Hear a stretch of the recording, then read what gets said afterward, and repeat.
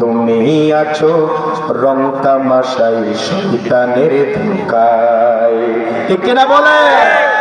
কেউ হবে না পাপের ভাগী,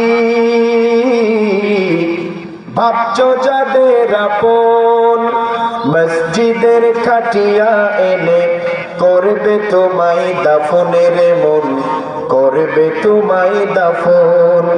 ব্যস্ত রবে সম্পদের সব ভাগ বাটোয়ারায়, তুমি আছো রং তামাশাই শয়তানের ধোঁকায়। ঠিক না?